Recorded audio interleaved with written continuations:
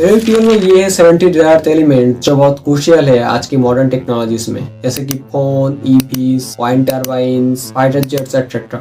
China currently दुनिया के 70% rare earth minerals को प्रोडक्शन करता है और 92% मिनरल्स की प्रोसेसिंग चाइना में ही होता है। लेकिन इस फील्ड का ग्लोबल लीडर पहले यूएस था, अब चाइना हो गया। तो चाइना ने ये किया कैसे? तो कोल्ड वॉर के टाइम चाइना यूएस को क्लोजली वॉच कर रहा था। उन्होंने देखा कि रेयर अर्थ मिनरल यूएस की कुछ मोस्ट इंपोर्टेंट इंडस्ट्रीज की बैकबोन है, स्पेशली मिलिट्री हार्डवेयर इंडस्ट्री। तो अगर फ्यूचर में उनको कभी भी यूएस की अगेंस्ट कम्पीट करनी है तो उन्हें एक स्ट्रॉन्ग मिलिट्री कैपेबिलिटी की जरूरत है। So in 1975 they establish a national rare earth development and application leading group. और इनिशियल रिसर्च करने के लिए चाइना ने साइंटिस्ट और जियोलॉजिस्ट को यूएस की largest rare earth mine mountain pass mine in California भेजकर वहां से माइनिंग एंड प्रोसेसिंग का डिटेल्स जाना और अपने देश में डोमेस्टिक कंपनी को रेयर अर्थ माइन करने के लिए इनकरेज किया और कई सारे टेक्नोलॉजिकली, फाइनेंशियली और टैक्स बेनिफिट्स भी दिया। लेकिन चाइना की असली फायदा तब हुआ जब यूएस गवर्नमेंट ने जनरल मोटर्स की rare earth and magnet division Magnequench को चाइना की एक स्टेट ओन्ड कंपनी को बेचा और बेचते ही वो कंपनी ने मैग्निकुंज से सीखकर उसको कॉपी करके चाइना में ही एक नया फैसिलिटीज बना डाली और कुछ समय के बाद यूएस की फैसिलिटीज को शट डाउन कर दिया और धीरे धीरे अपने देश में रिसर्च एंड डेवलपमेंट करके अपनी टेक्नोलॉजी को और भी मजबूत किया।